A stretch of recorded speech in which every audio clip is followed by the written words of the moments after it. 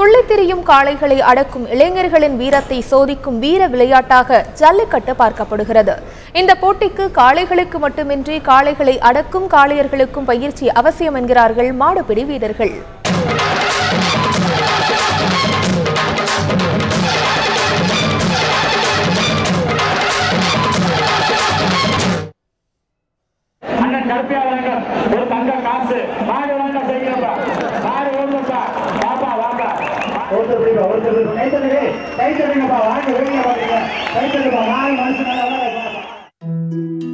சீறி பாயும் காளைகள், அதை அடக்க சீற்றத்துடன் வலம் வரும் காளையர்கள்.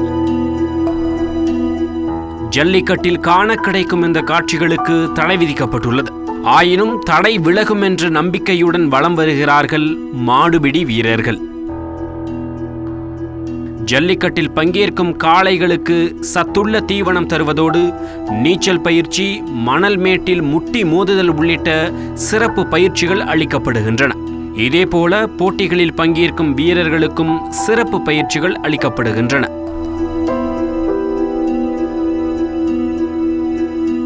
புதுசாக எப்படி பயிற்சிகள்னா, புதுசாக வர பசங்க வந்து எடுத்தோடனே கொண்டு போய் மாடு பக்கத்தில் நின்று புடி அப்படின்னு சொல்ல முடியாது. முதல் நீச்சல் பயிற்சி, அவனுக்கு உடம்பு திடாத்திரமாக இருக்கான நீச்சல் பயிற்சி, சாப்பாடு, இந்த மாதிரி ஐட்டங்கள்லாம் ஃபஸ்ட்டு நாங்கள் பார்ப்போம். அதுக்கப்புறம் நார்மலாக மாடு பக்கத்தில் போக மாடை பிடிச்சி கட்ட அந்த மாதிரி பழக்குவோம். அப்புறம் வாடியில் கொண்டு போய் மாடை அவுக்க விட்டு பழக்குவோம். அதுக்கப்புறம் வாடி வாசலை கொண்டு போய் நிப்பாட்டி கொஞ்சம் தரமான ஒரு கண்டுக்குட்டி மாதிரி வர மாடுகளை கட்டி பழக விட்டு அவன் மாடு கூச்சம் போக விட்டுட்டு அதுக்கப்புறம் கொஞ்சம் பெரிய மாடு அவன் திறமையை பார்த்து அதுக்கேற்ற மாதிரி மாடுகளை செலக்ட் பண்ணி அவனை கட்ட விட்டு பழக்குவோம். பெரும்பாலான மாடுபிடி வீரர்கள் கிராமப்புறங்களைச் சேர்ந்தவர்கள் என்பதால் அவர்கள் செய்யும் விவசாய வேலைகளால் அவர்களது உடல் திறன் சீராக உள்ளது. மேலும் உணவு கட்டுப்பாட்டுடன் நீச்சல் பயிற்சி, கபடி விளையாட்டு போன்றவற்றின் மூலமும் தங்களை போட்டிக்கு தயார்படுத்திக் கொள்கிறார்கள் மாடுபிடி வீரர்கள். முதல் முறையாக காளைகளை அடக்க யாரும் நேரடியாக களத்தில் இறங்குவதில்லை. புதியவர்களை மாடுகளுடன் பழகவிட்டு வீரரின் உடல் தகுதிக்கு ஏற்ப காளைகளோடு விளையாட அனுமதிக்கின்றனர். சரியாக அடக்கும் முறை உள்ளிட்டவை குறித்து அவர்களுக்கு பயிற்சியும் அளிக்கப்படுகிறது. ஒரு மாடு ஒரு மாதிரி செய்ய அந்த ஒரு செகண்டுக்குள்ளே எல்லாமே நாங்கள் பண்ணிக்கிடுவோம். ஒரு மாடு தவ்வும், ஒரு மாடு சுத்தம், ஒரு மாடு ஸ்பீடாக ஓடுவேன். அந்த ஒரு செகண்டுக்குள்ளே நாங்கள் பண்ணுறது அது திறமையை பொறுத்தே எங்களுக்கு பரிசு உண்டு மாட்டுக்கு. ஆனால் நான் நல்ல மாடு பாயிற மாடு வந்து அப்படி வாடி விட்டு வெளியே இருந்து அப்படி திரும்பி பாயேன். அதுக்கு தகுந்த மாதிரியும் பிடிக்கிறோம் நாங்கள்.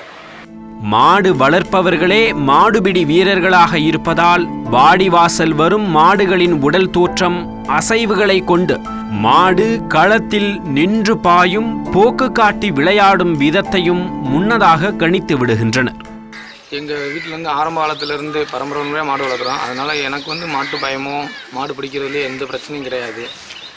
சின்ன பிள்ளைலேருந்தே மாடு பிடிச்சி நான் பழகினதுனால வந்து மாட்டோடய போவேன், மாடு பிடிப்பேன், எல்லாமே பண்ணுவேன். அதனால் எனக்கு அந்த பயிற்சி எல்லாமே முன்னாலேருந்தே எனக்கு வந்துருச்சு. எங்கள் பரம்பரை வேறதுனால இதுவே ஒரு புது பயலுக.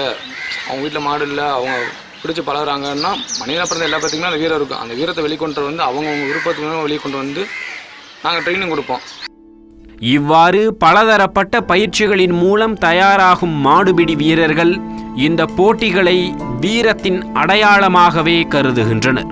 ஜல்லிக்கட்டிற்கான தடை அகல வேண்டும் என்பதே அவர்களின் எதிர்பார்ப்பு மற்றும் ஆவலாக உள்ளது.